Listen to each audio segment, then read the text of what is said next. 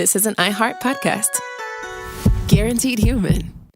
With no fees or minimums on checking accounts, it's no wonder that Capital One Bank Guy is so passionate about banking with Capital One. If he were here, he wouldn't just tell you about no fees or minimums. He'd also tell you about how Capital One cafes are open 7 days a week to assist with your banking needs. Yep, even on weekends. It's pretty much all he talks about, in a good way. What's in your wallet? Terms apply. See CapitalOne.com/bankguy. Capital One N.A., member FDIC. Hey everybody, the official Big Bang Theory podcast is back, covering seasons 3 and 4 of the show. Each week, host Jessica Radloff speaks with crew and cast members like Kunal Nair, Mayim Bialik, and Kevin Sussman. Hear about the Easter eggs you may have missed, behind-the-scenes stories, and how certain real-life relationships shaped some of the most memorable storylines. Watch the official Big Bang Theory podcast on HBO Max or wherever you get your podcasts. Welcome to Stuff You Should Know, a production of iHeartRadio's How Stuff Works.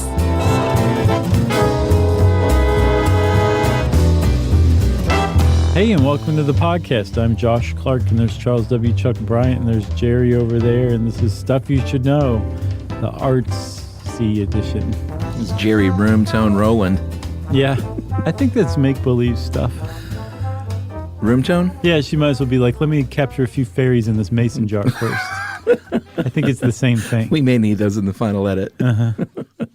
Fairies. I don't know what it is about, to explain to everyone, roomtone is you do this on film sets and in studios where you just make everyone sit completely silently while you capture the sound of the room. Mm-hmm. So I guess you can, what do you do with that, Jerry? Do you layer it in case you need it or something? Did you hear that, everyone? She said she cleans up the background. To everybody listening, it sounded like wah, wah, wah, wah, wah.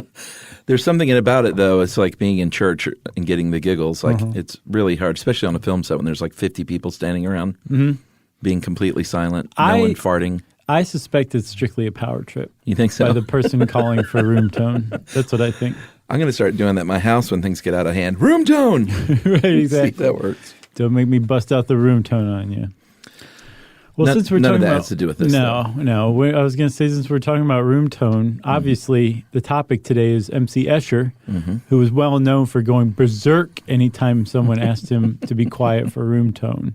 He would trash chairs, grab reptiles straight out of the 2 dimensions and throw them into the 3rd dimension, just do all sorts of weird stuff. That's funny. Did you think so? Mm-hmm. That was a joke just for you. Yeah, so everyone knows MC Escher if you've ever been to college or taken drugs. Or sold drugs to somebody in college. Yeah. Then you've probably seen hands, drawing hands, or, I mean, that's not what the name of that one was, but. It's called Drawing Hands. Oh, is it? Mm-hmm. Or some of his more famous ones are these impossible rooms, like stairs that lead to sideways stairs, but you got to wrap your head around it in a certain way to even make sense of it all. Right. Or stairs that lead into other stairs that lead back into the other stairs. It's just constant. Or I'm a big fan of that one self-portrait he did in the... With the sphere? Yeah. The mirror sphere. Mirror sphere. Like yeah. It's cool. It is very cool. I'm not crazy about the face, even though I'm sure he did it exactly precise. Mm-hmm. But the hand, if you look at the hand, it's really realistic. It's very pretty. Yeah, I mean, I like this stuff. This is not my style, as in anything I would put on my walls these days. Mm-hmm. But I still think he's one of the coolest, more innovative artists out there. Yeah. And there's a great factoid that I hope will hold till the end. Which or one? Not the end, but kind of where it falls in our what non-outline. What does factoid mean again? Does that mean you've killed 10% of all the facts? That's right. And this is just one of the 10% remaining? That's right. Okay. Gotcha. So one of the things, Chuck, about MC Escher that I found was that if you were impressed by his work, prepare to get exponentially more impressed as we talk about how he made those works, too. Well, that's the fact of the show for me. Oh, okay. That's the factoid you were Yeah, well, you about? got to hold on to that. Oh, sure. Okay. I was just teasing it a little bit. I didn't know that's what you were talking about, although I should have guessed. Yeah. So this is us talking about an artist, which means that we should probably talk about the artist being born. Mm-hmm. And in the case of MC Escher, whose name, by the way, was Moritz Cornelis. I want to say Cornelius, but there's no U in there. I think Cornelis. Sure. Escher. I nailed the last name. That's right. Name. But I misspoke on name. Oh, you didn't say I said name. NERM. So I nailed the last NERM. This is the point where the people say, get to the point already. Well, we are at that point. That's MC and then Escher, born June 17th, 1898, not 1989, as the Grabster put it. Yeah. I was like, man. He's like, here's who some knew? numbers. He was born in Leeuwarden, Netherlands. Grew up in Arnhem, which is about 60 miles southeast of Amsterdam. Is that right? Yeah. Okay. I mapped all this stuff out. Nice. It's all in kind of that general area. You went on a little Google tour? Sure. And he signed, even from early on, as MCE, he signed his paintings, although people called him Mauk, M-A-U-K, friends and family. Right. Which doesn't mean anything, Ed points out, but it's just like, an affectionate term for Moritz. Yeah. Is it Moritz? Probably Moritz. Moritz Cornelis Escher. But it could also go the way of Morris. So is it Moritz or Moritz? I don't know. I wish I knew. Well, what we do know is that, and this we should put a pin in because it sort of plays a big part in how he pursued his art, but his dad had some money. He was a rich kid. Yeah. For sure. Which really helps, as we'll see, as he's traipsing around Europe on Dad's dime. Slowly getting better at art. Slowly. Yeah, that's a good point because he was not great in school. He did love drawing class, but apparently wasn't, he didn't have his second grade teachers falling over themselves about what a talented artist he was. No, and apparently he also didn't consider himself much of an artist, although he engaged in art. Like he did produce art from a very young age. He was terrible in school except at math and at drawing. And apparently when he was in grade school, primary school, he failed his finals, all of them except for math. And I read that his father noted in his journal with some affection that his son consoled himself by producing a linotype of a sunflower. That's how he made himself feel better after failing out of school. Well, and he was somewhat adept at math early on, but it's interesting. His work is highly mathematical as far as art goes. But later on in life, when he was confronted with real mathematicians, he would sort of be like, "No, not me, man. Like, I'm an artist. Well, I'm not that kind of mathematician." So I said, yes, but he was, most of his friends were mathematicians. Yeah. For most of his career, he was mostly appreciated by mathematicians and scientists. Those are the people who really vibed on his work. And drugs. That came later. Okay. That came later when he got real popular. But I saw that somebody made a movie called Journey into Infinity. Oh. It's a documentary, a full-length documentary. I believe the whole thing's on YouTube. And it starts out, or the trailer starts out with Graham Nash saying, "Hey, I called up MC Escher one day just to say, Mr. Escher, I think you're a really great artist. That's all I wanted you to say." And he said, "I don't consider myself an artist. I consider myself a mathematician." Oh, really? Yes. So I'm going with Graham Nash's interpretation. That runs counter to this. Spoke to him directly, yeah. Yeah, I mean, it's crazy. He, not to spoil anything, but he died in 1972 at just 73. So, if he would have lived to his mid-80s, which is somewhat reasonable, he would have been alive in the 80s, which just seems so weird. It does seem kind of weird. Yeah. Because he seems countercultural for sure, even though his personality was not very countercultural. No. And he didn't really have much love for hippies. In fact, he later said that the hippies in San Francisco are illegally making copies of my work. Right.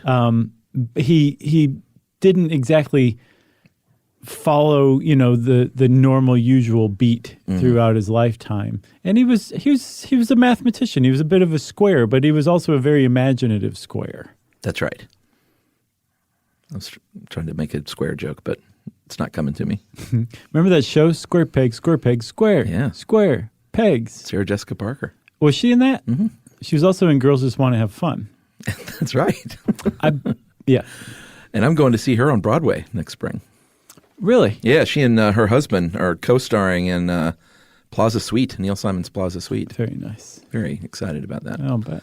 I'm trying to align it with the Bonnie Prince Billy show, but they're like a week apart. And I'm like, I can't just stay in New York That's a for lot a of week. time to kill, especially when there's hourly flights between Atlanta and New York. I know. I may just go see Bonnie Prince Billy and come home because he didn't play much. But that's a story for another day. All right. So he goes to school at Technical College of Delft, not for very long. And then he went to the Haarlem with 2 A's, School of Architecture and Decorative Arts, which is west of Amsterdam, not Harlem, New York. Well, I think that's what the Harlem, New York is named after, right? Yeah. That's where Bonnie Prince New Billy's Amsterdam. playing. He's at Town Hall, actually. Oh, is that right? Yeah. We played there. That's right. We got our stank on that joint. So his dad said, because, his dad had a lot of money and made money. And even though you want to support your kids, you want to try and edge them into something. Sure. If you're that kind of dude that might be lucrative. So he said, hey, you like to draw shapes. Why don't you go study architecture? And he did that for a little while, even though he wasn't super into it. But while at school there, he had a very fortunate meeting by being mentored by one Samuel Jesurin de Mesquita. Who would be his mentor, who noticed some of his early art. I'm not sure how he saw it, but he took one look at Escher's art and said, you don't need to go into architecture. Come study under me and learn graphic design. And so Escher did. He became a graphic designer, which he, whether he knew it or not, he had been his whole life up to that point. All of his work is very graphic in nature. And designy. Yeah, it really, really is. But I'm sure his dad in the early 1920s was probably like, is that even a thing? Right. That sounds made up. Yeah.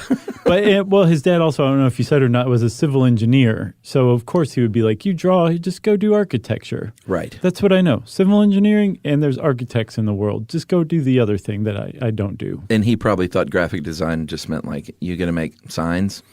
Right. Or postage stamps or Christmas paper, which he did later on. That's right. That's how he made a little bit of dough.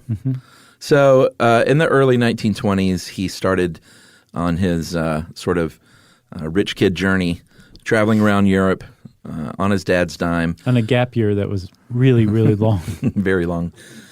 But on one of these trips, he went to a couple of places that would end up having a big influence on him. Yeah. One in Spain at the Alhambra, and then just traveling through southern Italy, through the countryside. Yeah, he just fell in love with Italy. Yeah, but in Spain, this is one that didn't bear fruit right away, but he was really fascinated by these mosaics and tessellations, which are described as... Okay. They are repeating designs that interlock with one another, leave no space between one another, and that when you fit them together, they fully cover a plane, which is Nice job. harder to do than you would think. Yeah, like if you've ever seen the Escher fish sort of tessellation. The white fish and the black fish kind of working in one another. Yeah, that's a perfect example. And he would do this a lot later on.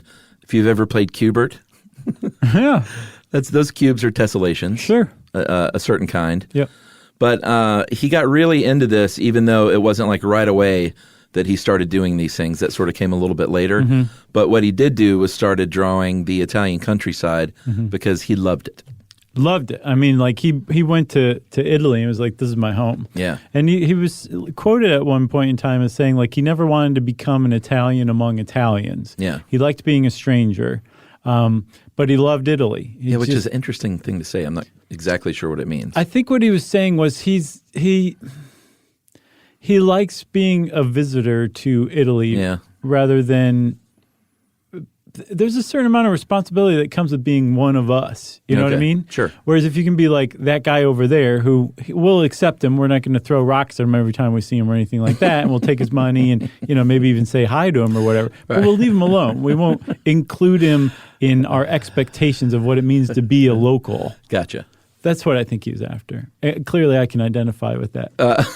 Well, that kind of came through in his work too, because if you'll notice, even in these. Before he started doing the like trippy three-dimensional hands drawing hands and stuff, when he was doing countrysides, he didn't do a lot of people, didn't do a lot of faces. People were very much in the background and nondescript.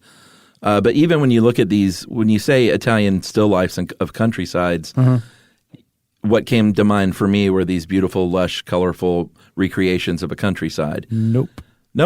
when you look at these, they still look very much like in the MC Escher style that we all know. Yeah, like very clearly. And a lot I of love that, them too. They're cool. Yeah, they're beautiful. Yeah. They're black and white, and then shades of gray, which is all just shading, right? Yeah. But they are beautiful in their way, and lovely even. I like this stuff more than the Trippy stuff. Oh, yeah? Yeah, I mean, this is something I would put on my wall. You're an art snob. You're like, oh, I only like Escher's early Italian landscapes. Oh, man. You take that, save that Trippy stuff for Graham Nash. I'm so ashamed. No, I think it's great, Chuck. You have totally cultivated right, yourself. But they are gorgeous. And then in 1923, he met his wife, whose name was Jetta. Jetta Umiker. That's right. Very nice. Thank you. She was Swiss. I learned from the best. They met her in Italy, but she was Swiss. And she went home, and they sent a bunch of love letters. It's a very sweet story. I'm sure an MC Escher movie would be pretty cool. Somebody wrote a script, or they wrote a dissertation about the process of writing a script about MC Escher. It's from University of Texas. Oh, They yeah? wrote it in 2017. I can't remember the name of it, but just look up. Oh, just some random stuff comes up if you look up mosquito boot print, which will come up later. Oh, right. But if you search that on Google, it brings up. Have you ever done that? Have you ever been like, I'm bored. I want to see what weird stuff I can unlock from Google. No. And it takes a certain amount of skill because Google wants to give you exactly what you're looking for. It doesn't want to give you just randomness. Sure. So you have to trick it. So maybe you'll type in a weird word or the first 3 letters of a word or something like that. And weird stuff will start to come. Well, if you type in mosquito boot print, probably only like the first 3 of them pertain to MC Escher and the rest are just a random assortment of links. I remember early in the days of Google, we had a mutual friend who they did this, what I thought was a very dumb game, where they would try and find 2 words together that they would try and produce the fewest amount of Google results. Yeah. And whoever could put 2 words together that found the fewest won. Yeah. And I don't know if you remember them doing that, but So I don't know. I don't remember who you're talking about. colossal waste of time. But I remember that some guy did like a TED talk about that. Or Oh, something really? like- yeah. Oh, well, maybe I'm the dummy. No, it was. Meh. I mean, look at me. I do like MC Escher's early work. I think that's awesome. I mean, what taste? Yeah. You know. So he meets and gets married. She returns to Italy, and they marry in 1924. Do you mean Jetta Umiker? That's right. She would become Jetta Escher. Jetta Umiker Escher. And they had a son named Giorgio. Later had sons Arthur and Jan. And they were still just sort of traveling, and his dad was, even though he was married, his dad was still footing the bill. Escher's dad, MC Escher's father. Yeah. Yeah. Which I was thinking about it. I was like, gosh, you know, how He had do a you, benefactor. wake up every day and look at yourself in the mirror? But if you're Look in the mirror sphere. right, how do you draw it? Yeah. So amazingly, the father, Escher's father, though, and like, what better way to spend your money than to just be like, this is what you want to do with your life, son? You want to pursue art and live in beautiful Italy? Then like, here, this is what I want for you. I mean, that's like If that's how it basically went down, that's awesome. That's the pinnacle of what a parent can do for their child in a lot of ways. No, totally. I agree. It's not like, hey, why don't you go, take up heroin and here's a bunch of money for you to like lay around in Ibiza. True. I want to know more. I hope I'm not coming across as cynical, but I wonder if some of this was like, he'll come around if I, to architecture or whatever. Right. You kept waiting for the part where his father cuts him off. I was. His father apparently wouldn't like that. All right. I know how you Good feel. on I'm him. not Sure. trying to talk you into my way of thinking. I'm No, just I know. saying, like, I started out thinking the same way you did, and then something happened. I was like, oh, it was actually really neat of his dad. It was. It all seems above board. Yeah. So World War II has a profound effect on Escher and his work. In 1935, he learned that they were making his 9-year-old son, Giorgio, march in fascist youth parades. And he said, pack your bags, we're going to Switzerland. That is the appropriate response to that news. Yeah. We're getting out of here, marching for Mussolini. Give Have me you a seen break. Jojo Rabbit yet?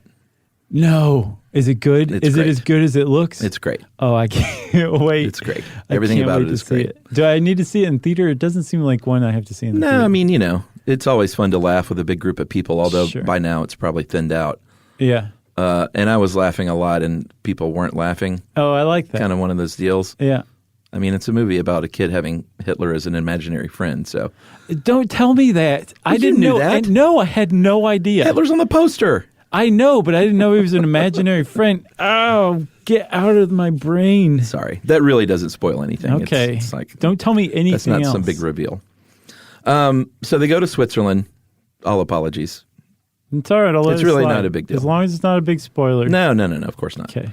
They go to Switzerland, and he, even though he did not like the mountains, he didn't like the snow, did not like cold weather. So they moved to Belgium after a couple of years. Which is just beautiful compared to Switzerland. Belgium's nice. Sure. In May of 1940, though, the Nazis invaded Belgium, and so they moved to the Netherlands in 1941. Where the Nazis already were. Yeah. So I guess they were like, can't occupy it again. Well, and it's home. Right.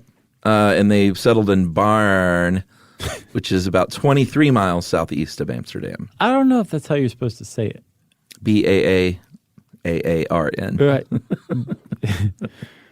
I like It's probably Bairn. Oh, yeah. I'll bet you just nailed it. I think so. But Dutch is very strange language. But I mean, supposedly, not strange, but just for my dumb English ears. Supposedly English is the strangest of all. Yeah, I'm sure. It's just a hybrid mongrel language that doesn't make any sense to anyone who's not a native speaker of it. You know what is an interesting language is Welsh. Because I'm watching The Crown, and when Prince Charles starts coming around, Prince of Wales, there's people speaking Welsh, and I was very ignorant about even knowing that what it sounds like, and that it was still spoken, and it was a very odd hybrid. It sounded like of several different things. It's all old Celtic stuff. Yeah, it's very unusual. Gallic. Yeah. I think it's Gallic. That's like Gaelic. the language group. One of the two. Yeah. Everything I know about Welsh I learned from Super Furry Animals. Oh, yeah. Because that guy's Welsh. Man, I saw them blow Granddaddy off the stage one time. Oh, you saw him live? Oh, I think you told me that. It melted my brain. Yeah, It was so good. I'll bet.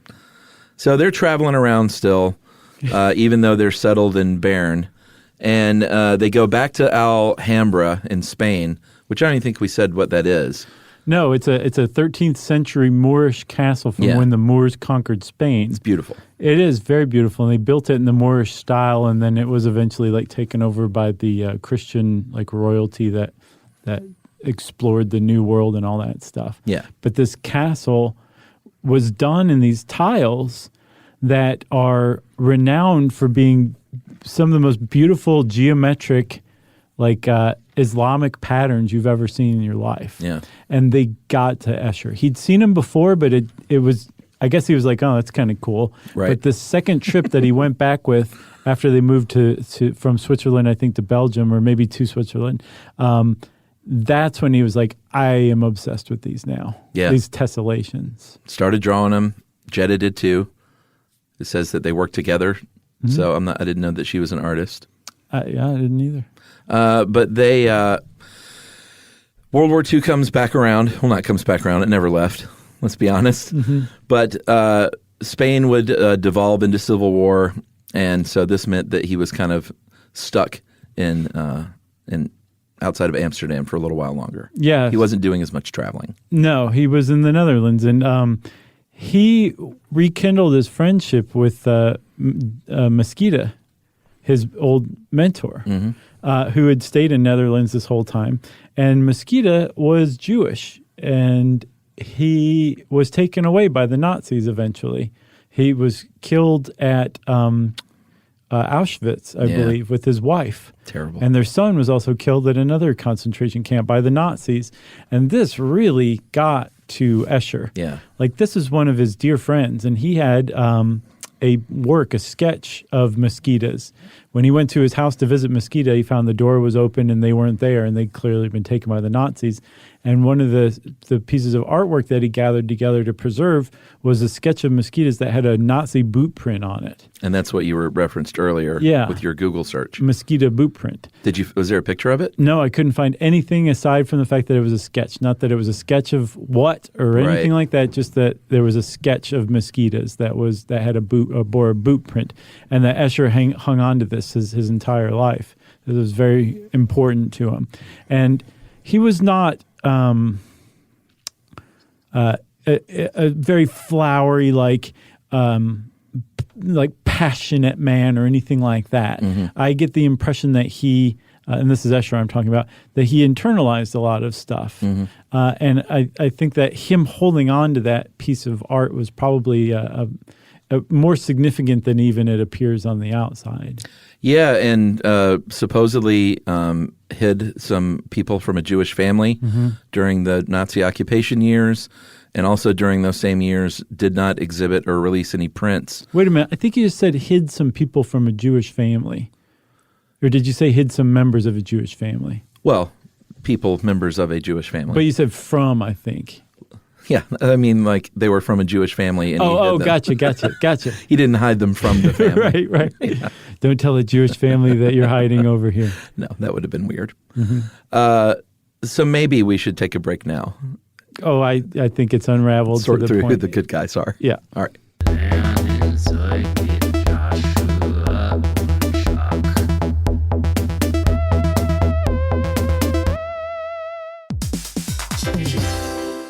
Hey everybody, here's a fact for you. In the United States, there is a break-in every 26 seconds, and that means that somewhere right now, an intruder is getting closer. And the problem with most security systems is that they only alert you after the break-in has started, and that's too late. Well, that's what makes SimpliSafe different. They use alerts. SimpliSafe's U.S.-based live agents, they identify threats on your property and help deter them before they actually break in. So the intruder never gets into your house. The crime is stopped before it even starts. That's right. And another great thing about SimpliSafe is they have no long-term contracts. They give you peace of mind and great value with their monitoring deterrence plans because they just start at about $1 a day. Yeah, SimpliSafe sent us a setup years back, and I still use mine every day. Yeah, and apparently setup, you can do it by yourself in under 30 minutes, so it's a really good value and it doesn't take long. So if you want to experience the SimpliSafe peace of mind, you can take advantage of the SimpliSafe discount offered to Stuff You Should Know listeners. Right now, you can get 50% off your new system by visiting simplisafe.com/stuff. That's half off at simplisafe.com/stuff. There's no safe like SimpliSafe.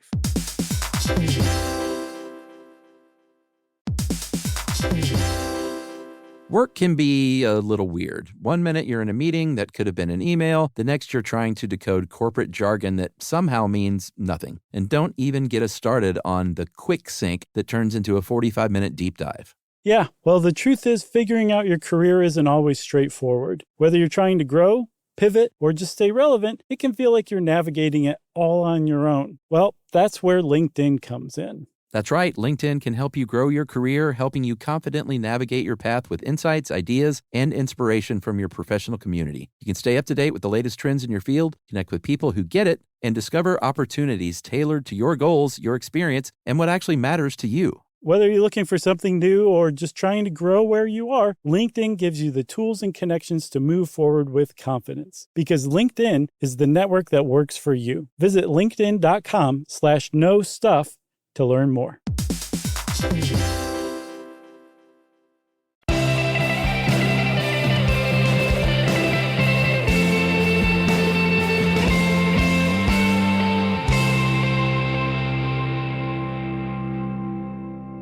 Okay, Chuck, so World War II kind of comes and goes around Escher despite his best efforts to escape it. And it definitely had a mark on him, but one of the other things that had a really big mark on him was having to move from Italy. It's like you said, like he was married, had a family, his father was still supporting him, and every spring and summer he would just tour the Italian countryside and visit small, quaint towns and just be inspired to keep making these Italian landscapes. But Ed makes a really great point here that his Italian landscapes are very handsome works of art, very beautiful. My favorite. Technically proficient. They're Chuck's favorite. But you would almost certainly have never seen them in your entire life. No. Were it not for him moving from Italy. Because in doing so, he lost his source of inspiration and was forced to kind of turn inward because he hated what Switzerland looked like. He wasn't apparently very inspired by his home country of the Netherlands. So he had to kind of turn inward into his own imagination and start coming up with new subjects. And in doing that, the true Escher was unlocked. Yeah, because early in, like a lot of artists early in their career, they they kind of free-ranged through different styles, trying to find their own personal thing. He had a very colorful clown period. It's very bizarre. Doesn't fit with the rest of it. Very John Wayne Gacy. Right. But you can very clearly see, if you look at Mosquito's work, the connection and the influence from him. Although Mosquito did a lot of sort of graphic portraits and things like that, whereas Escher didn't really worry too much about humans and faces. Yeah. They were just kind of like almost afterthoughts. But early on, he did start experimenting with stuff that would later become sort of his hallmark. When he did do like a sketch of a building, let's say, it would be from this really like tall, odd angle looking down on it, very severe angles, and like a horizon or trees that sort of go on into infinity, stuff like that would become very much his style later on. And Ed very astutely points out that there's something about his style that I don't know how dark of a person he was emotionally, but there is something about the severity of these angles and a lot of his work that was just sort of uneasy feeling. Right. It didn't look like just some beautiful, colorful Italian countryside. There was something kind of strange and unusual about it. Something about the contrast of black and white definitely does it too. Yeah. And he was such a master of shading that if something was stark and black and white, I mean, unless it was his earliest work, it was because he wanted it to look that way and to make it stark and kind of unsettling like that. But yeah, there's like a certain amount of dread in a lot of his stuff. Yeah. And it's not something you can easily put your finger on, but it's definitely there. Yeah, like, did you see the mummified priests? Yeah. That was creepy. And then one of his... But isn't it more creepy to actually do that in real life? To mummify priests? Yeah, to stand them up like that in these little alcoves. Well, yeah, absolutely. Sure. He was just, don't kill the messenger. And he would have sometimes skulls featured in some of his work and stuff like that, like the one of the eye, I believe called Eye, right in the middle of the pupil is a skull staring back. Yeah. So he had little touches like that without going full, like, Lovecraftian. Right, or Goya or something like that. No, I don't even know Hieronymus who that is. Bosch. I don't know who that is. Sure you do. I'm just kidding. Okay. I know those people. Okay. So I guess this is where we get to the fact of the show for me. Take it away, Chuck. Because, folks, if you've ever seen an MC Escher print and you thought, man, that guy could sure draw a print, imagine cutting that out of wood. Yeah. In reverse. In reverse. Because that's what he did. A lot of his stuff were woodcuts. Even harder than that, Chuck, is the lithograph. Yeah, so a woodcut, if you've ever used a stamp or made a potato stamp as a kid. You're basically MC Escher. Well, that's what it is. He's actually carving this stuff into wood as a negative image, because then when you run ink over it and stamp it, you get the positive image. And it's just incredible. I mean, it's hard enough to draw and sketch this stuff. Right. Much less cut it out of wood. Right. So just take a step back and think about the Eschers that you've seen before. Imagine that they were originally carved out of wood. Yeah. And now imagine that to get even more detail, and because you can't adjust how much ink a certain part of the wood block gets. It's all going to get an even layer of ink. So to shade something, you have to do cross-hatching, lines, stippling, something like that. But to get really detailed with shading, you need multiple blocks of the same image in the exact same size with different parts accentuated so that you can layer over. You can take the same paper and layer them on different blocks and line them up so that you have layers to this image. That was the level of the woodcuts this guy was doing. Yeah, like that's sort of like a T-shirt hippie. Exactly. Screen printing like a 4-color shirt. Right. You got to layer. You got to put it on exactly in the spot that it needs to go each time. Right. Drag that ink across. Yeah. So it's not off by a centimeter. Right. Because it would look bad. So the woodcuts, especially his earlier woodcuts, you can tell they are woodcuts. They look like woodcuts. Yeah. Some of them do not. There's some of the Italian countryside that just my favorites are just astounding. And when you stop and think about the idea that it's not a drawing, that they're woodcuts, multiple blocked woodcuts is pretty astounding. But like I was saying, to me, even even more difficult is making the lithograph. Yeah, I think I talked about this on some other episode. I know I talked about batiking, but I also talked in industrial arts. We did offset lithography. In that social experiment high school you went to. Yeah, exactly.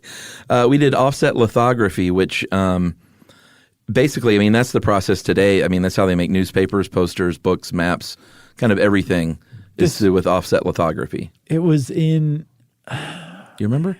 It was in the Etch-a-Sketch episode. Oh. That's what Ohio Art originally did, was lithography. Okay. Well, that's a deep cut. This is like today you use like aluminum or some other kind of metal sheet. Right.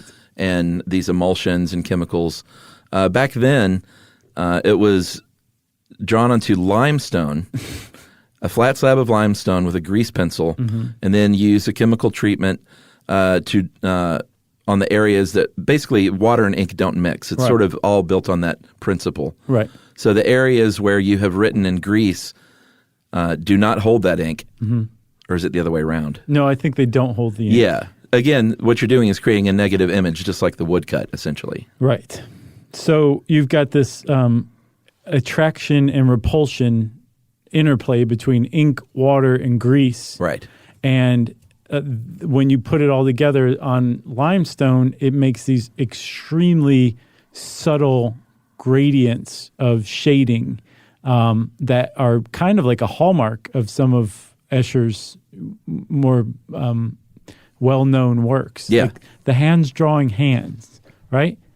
Yeah. That was a lithograph. He made that with limestone and grease pen and ink and did it in reverse too, because just like with the woodblock, you have to create the negative of it. Yeah. Because you want the positive image on the paper. You have a very special brain if you can work this stuff out as an artist. Yes. You know, it's not saying that any kind of artist is any better or worse or smarter than the next, but your brain just has to be wired a little bit differently to think in negatives like that. Like a mathematician, basically. Yeah. Your brain has to be set up that way. Yeah, absolutely. But lithography is difficult, very labor intensive. So later on, he would hire a lithographer to actually create his prints after he has sketched and drawn this stuff out. Smart move. And he would destroy the limestone. Well, he wouldn't destroy it. He would scrape it clean so he could reuse it. Right. So that's the reason, like, if you want to buy an original MC Escher, good luck. Well, there's no such thing. There's original prints that he made. Right. And apparently... But you're not going to get your hands on one of those limestones. No, but there are a couple of those left over, but he said that he wanted them, I think, canceled, is what they call it, in his will. Right. Where they intentionally damage it, so that even if you got a hold of one of these things and you were like, I'm going to print me a brand new Escher, there'd be like the negative image of Snagglepuss like comes through and like the hand drawing hands picture. And he did not do many original prints from those original woodcuts and lithographs either. I think he only did 10 of still life with spherical mirror. And so anything you buy in a Spencer Gifts is going to be a print anyway. What? They told me it was an original. You mean Bikini Lady on Corvette? You could probably get the original of that at Spencer's. You probably could, the original negative. Bikini Lady on Corvette. Oh, man. Remember those? Garfield with Lamborghini. These lithographs, he would also layer those just like he did with the woodcuts, creating multiple plates to layer on top of one another for shading and toning and stuff like that. Right. It's just amazing. Yeah. I mean, I did it to make a Monkeys t-shirt. I forgot you used to screen print too. So did I. Yeah. Yeah. Well, actually, the Monkeys t-shirt was screen printing. I think I can't remember what I did for a lithograph. I think something to make a notepad. It said like my name and something else. Oh, that's right. So you screen printed in industrial arts. Yes. Okay. Like were you ever employed gainfully as a screen printer? Oh, no. Oh, no. Did you do that? Yeah. No, I mean, I would have loved to. I wasn't good enough. It's not hard. Yeah, but I mean, you would draw the stuff, or you would just... No. I would like burn the screens and everything and drag the ink through. No, you did that for a job? Sure. Well, like high school? No, this is college. It was college. What kind of dough do you make doing that? Jack. Yeah. But it's fun. It's cool work, you know. You just listen Get to paid music in and beer and a few bucks. Pretty much. hang out with some cool dudes, and that's about it. Yeah, I gotcha. Yeah. Say It's no a more. good early college job. You know what I mean? I think it'd be cool. And I mean, there's a very cool local t-shirt shop here that every time I go over there, because that's where our friend, the patch maker, Katie Culp works. Or at least she used to. I think she's got her own space now. Oh, cool. But she shared a space with t-shirt dudes. And anytime I'm in there, it's just a good vibe. You know what I mean? It really is. Yeah. There are a lot worse places to spend your time Yeah. than a t-shirt shop. Yeah.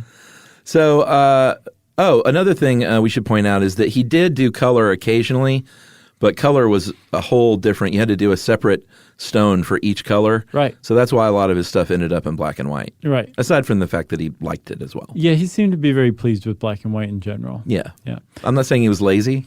No.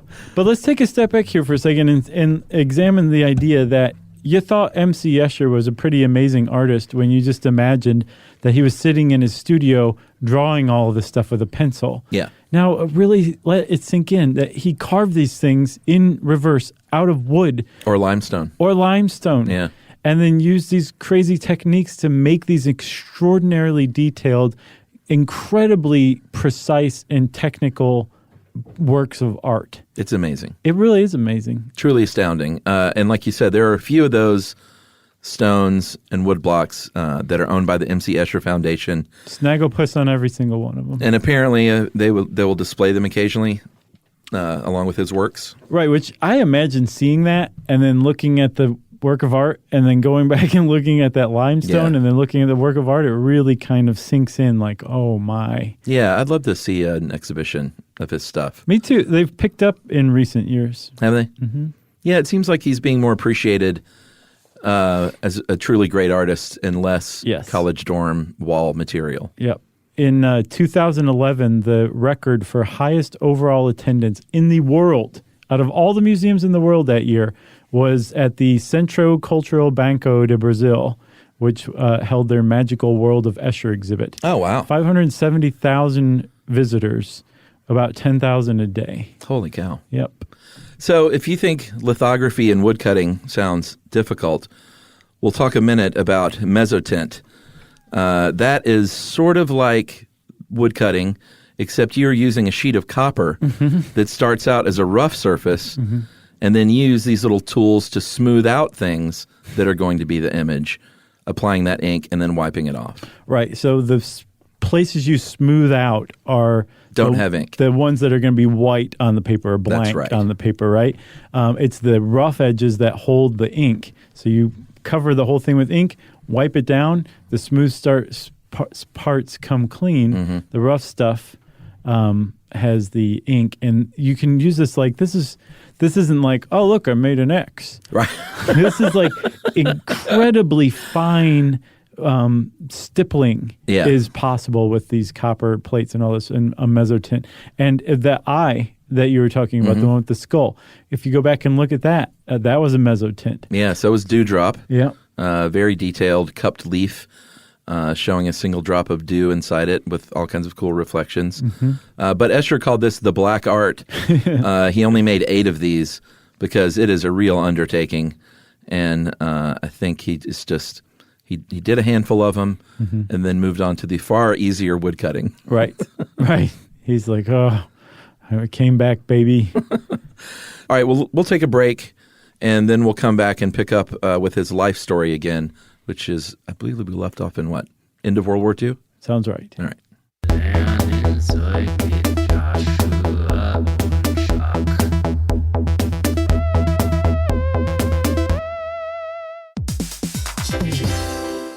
Hey everybody, here's a fact for you. In the United States, there is a break-in every 26 seconds, and that means that somewhere right now, an intruder is getting closer. And the problem with most security systems is that they only alert you after the break-in has started, and that's too late. Well, that's what makes Simply Safe different. They use alerts. Simply Safe's U.S.-based live agents, they identify threats on your property and help deter them before they actually break in. So the intruder never gets into your house. The crime is stopped before it even starts. That's right. And another great thing about Simply Safe is they have no long-term contracts. They give you peace of mind and great value with their monitoring deterrence plans because they just start at about $1 a day. Yeah, Simply Safe sent us a setup years back, and I still use mine every day. Yeah, and apparently setup, you can do it by yourself in under 30 minutes, so it's a really good value and it doesn't take long. So if you want to experience the Simply Safe peace of mind, you can take advantage of the Simply Safe discount offered to Stuff You Should Know listeners. Right now, you can get 50% off your new system by visiting simplysafe.com/stuff. That's half off at simplysafe.com/stuff. There's no safe like Simply Safe.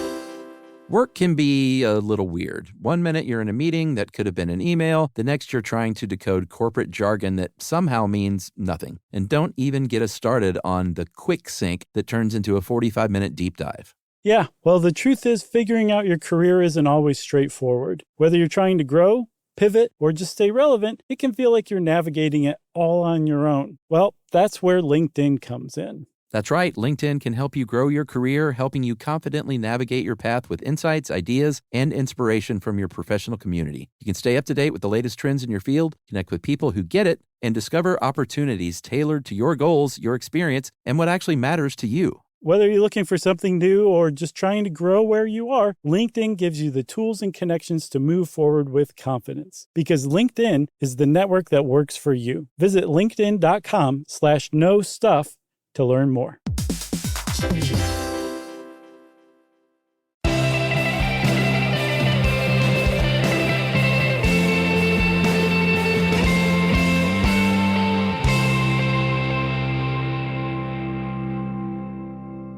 Okay. World War II's over. MC Escher was, like a lot of people, very rattled by that experience in Europe. Mm-hmm. And at this point, he still is not a super famous artist making tons of money. No, but he's more famous than this makes him out to be. Like he's got some renown in the Netherlands. There's certain some circles. Exhibits, yeah. But he's not anywhere even approaching how he is today or how he has been the last few decades, since about like the late 60s. Yeah, college dorms have not yet started putting his stuff everywhere. No, but the people who most appreciate what he's doing are scientists and mathematicians who are like, this is astounding. This guy is taking what we write out as formulas and turning them into art and making them precise. Yeah. Like you could describe this work of art as a formula. That is what MC Escher was able to do. He was able to take math and translate it into a visual art. Yeah, and remember what you said earlier. This is where we are in his life, where he is not in the Italian countryside. He's been ripped from its bodice. So his muse is gone, and he is now looking inward for his inspiration in his own unique brain. He's being forced into his own bodice, face first. This is where he starts with these tessellations, more elaborate geometric shapes. He's doing the lizards and the birds and the insects as tessellations. Mm-hmm. Really, really cool stuff. His brother said, hey, dude, you know what you should do is go talk to a crystallographer. He's like, if you want to talk detailed shapes and math. Yeah. And he does so, and that taught him a lot. And then he learned about the 17 wallpaper groups, which is so dense that, how much do we even want to talk about it? Well, we'll just sum it up. The 17 wallpaper groups basically is a mathematical concept that says every geometric pattern, two-dimensional geometric pattern, falls into one of 17 categories. There's only 17, and they're called, kind of half-jokingly, the wallpaper groups, because wallpaper has geometric patterns on it usually, right?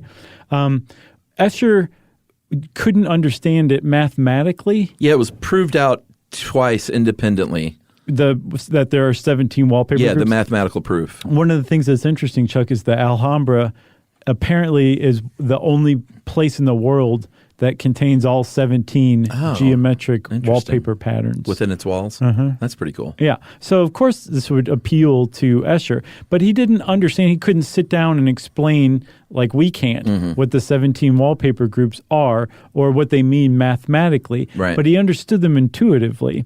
And as he became friends with mathematicians, about mid-career, he was apparently kind of amused to find, like, these guys spend all this time writing this stuff out in these formulas, and I just know it. It was almost like I was born knowing it. Yeah.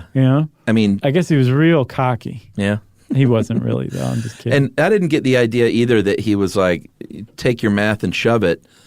He was just a little more amused that, like, you've got these mathematical proofs and that, like, I'm drawing this stuff for my creative brain. On limestone. Yeah, on limestone, cutting it out of wood. So I think he appreciated the way they coalesced. But, and he was very, like you said, most of his friends were mathematicians. I think later in life, who did he? The Penroses? Yeah, Roger and Lionel Penrose. Which I love how it's described here. Father and son mathematician team. Yeah. Yeah. You know those. They wore matching dolphin shorts. Oh, man. It's part of their uniform. I wish people still wore those. Yeah. Did you ever wear those? No, they were a little before my time. Well, they were for joggers and runners. Yeah. I And didn't start Hooters that until like waitresses. 2011. And I forgot about that. Yeah, that is what Hooters Yeah, waitresses those wore. orange huh? dolphin shorts with Remember- like bronze pantyhose. And then chunky white socks. Yeah, and It was a very- Reebok high tops. It was bizarre. It's an interesting look. Somebody put that together, and not a woman. Do you remember there was a Hooters airline? What? Yeah, Wow, that kind of rings a bell. yeah. That was very short-lived, I imagine. I believe so. It was pretty short-lived. Interesting.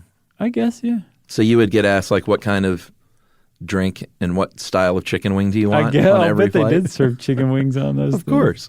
But can you imagine being on an airplane and being forced to smell chicken wings the whole time if you didn't like it? That's like every flight I ever take. It's true. There's somebody with some stinky food. You know, if I sit next to somebody on the plane and I'm going to eat, I ask them if it's okay if I eat Like if first. you bring food on. Yep.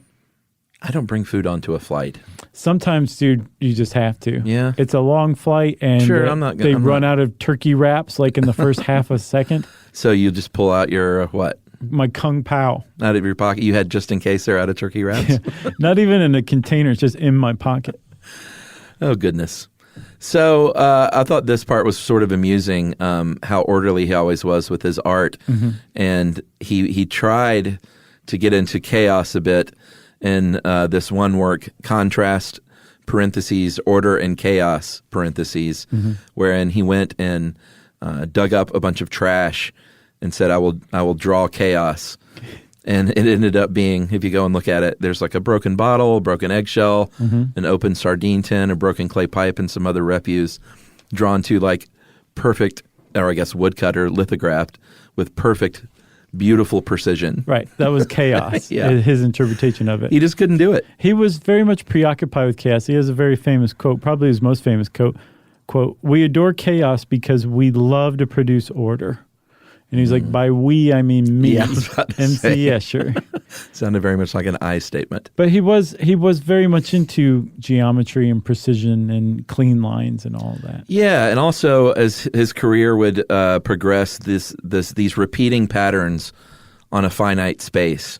If you've seen his Circle Limit series, that's where you'll find the fish or these demons, and they start out with like one in the center, and then there's a pattern all around, and as it gets closer and closer to the edge, they get smaller and smaller and smaller. Right.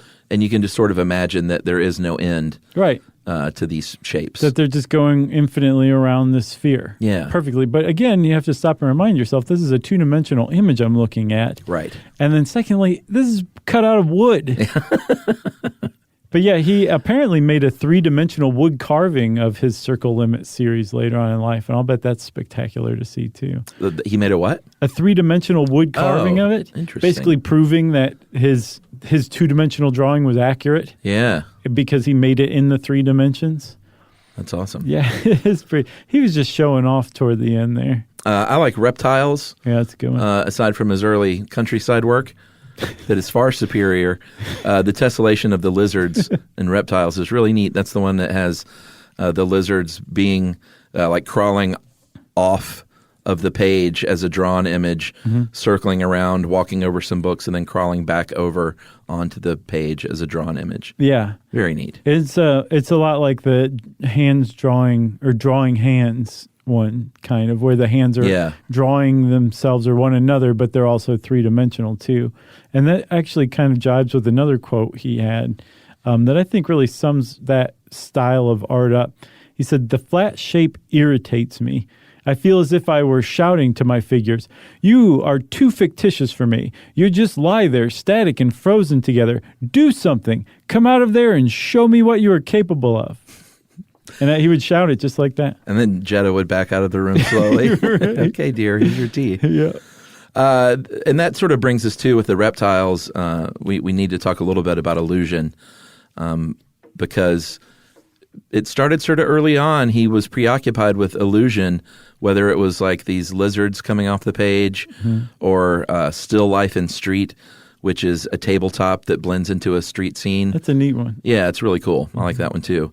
Or relativity, which I don't know. I mean, is there a most famous? Maybe Hands. It's between Hands, Self-Portrait with Sphere, and Relativity. Yeah, relativity is the one with the staircases. Yeah, and people going up and down stairs that don't go anywhere, but they go everywhere, and they circle back on each other, and it's just an impossible staircase. Actually called Penrose Stairs. Oh, really? Yeah. After the famous father and son math magician team? And speaking of the Penroses, they... Did I just say math magician? I just invented something. I did. That's amazing. Completely by accident. The Penroses, that would be great. Math magician. Yeah, I bet that's something. 4! Right. But the Penroses apparently they saw some of Escher's work, wrote a paper explaining his work about impossible things like impossible stairs, which came to be called Penrose Stairs. And Escher was either mailed a copy of this or somebody pointed it out to him. So he created something called House of Stairs or Upstairs, Downstairs, one of the two, and sent one of the original prints to the Penroses. So in a way, their correspondence and inspiration for one another was like a set of impossible stairs in real life. Isn't that interesting? Yeah. And this is, we were talking earlier about how his works somehow felt unsettling. And, the subject matter as well, when you think about the subjects walking in relativity, right, clearly never getting anywhere. Walking downstairs, I'm sideways, all of a sudden I'm walking back into the same staircase I was just on. Right. Like you imagine if these things were to come alive, they would be frustrated, angry people. Right. And as a matter of fact, one of the one that you were just talking about, Upstairs, Downstairs, that was supposedly based on a staircase in his school. Oh, really? Which suddenly says quite a bit about his psychology, don't you think? Well, how so? Well, I mean, like these students aren't going anywhere. They're not even human. They're centipedes with human faces. Gotcha. And they're kind of trapped in this, what you could definitely call like a purposeless existence in this building. It's kind of a dark building. Interesting. So he does finally achieve really great fame later in his life. Like you said, he was holding exhibitions in the Netherlands and a little bit in Europe. But he did one in Belgium in 1950 that led to an article in The Studio, which was an art magazine. And that captured the attention of a journalist who wrote about him in Time and Life magazines, which definitely propped him up a little bit. Yeah, yeah. Then that led to a larger exhibition at the International Mathematical Congress in 54. Flash forward to 66. He was featured in Mathematical Games column in Scientific American by Martin Gardner. Math magician. I guarantee you that's a thing.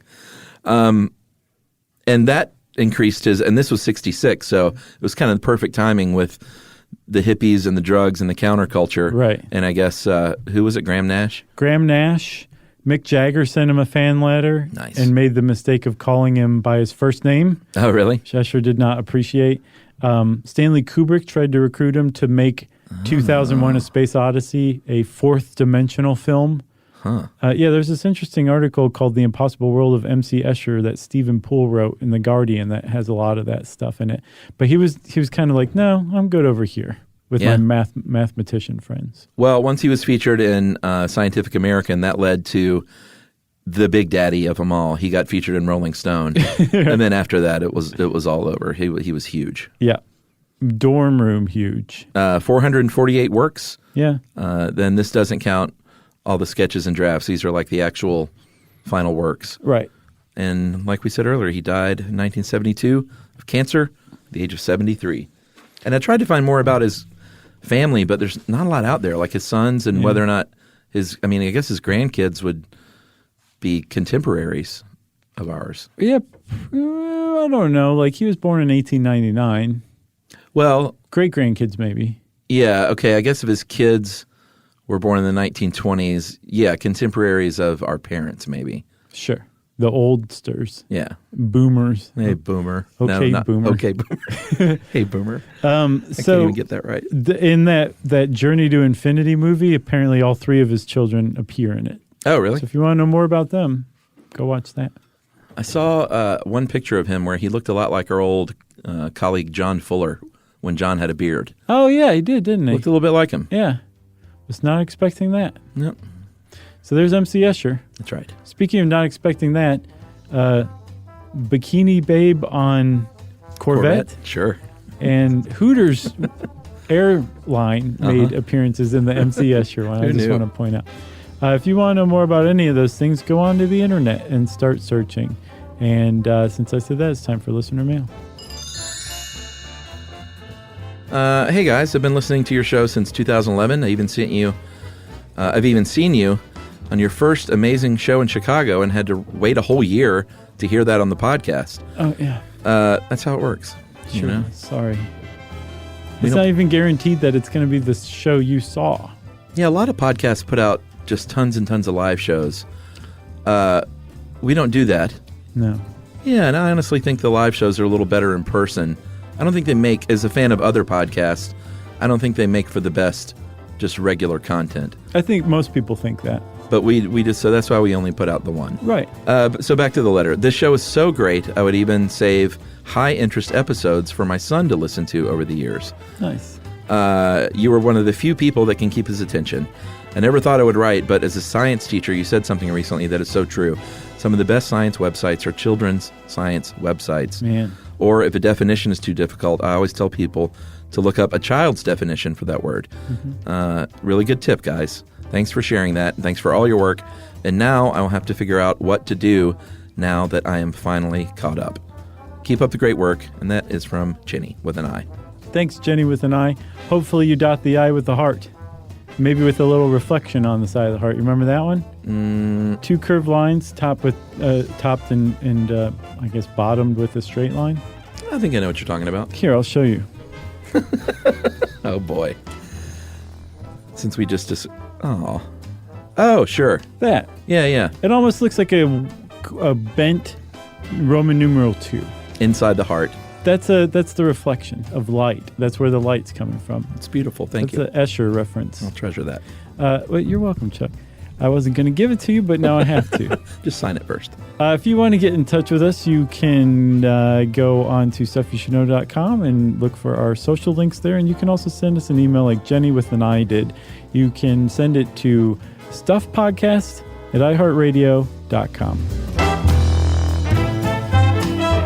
Stuff You Should Know is a production of iHeartRadio's How Stuff Works. For more podcasts from iHeartRadio, visit the iHeartRadio app, Apple Podcasts, or wherever you listen to your favorite shows.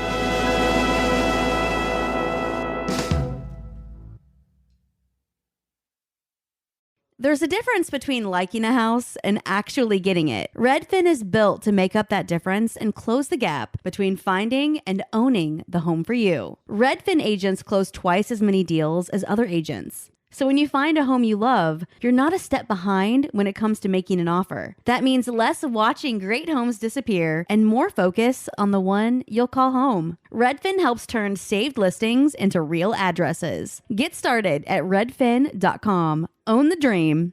What's up, cousin? I want a new phone. Have you seen any good deals? Everyone has free phones, but when I switched to T-Mobile, I got more value and so much more. Like streaming included. And travel benefits. And the best part? The price of your talk, text, and data is guaranteed for 5 years. Get more benefits and more value. At T-Mobile, families save and get a 5-year price guarantee. Switch now at T-Mobile.com.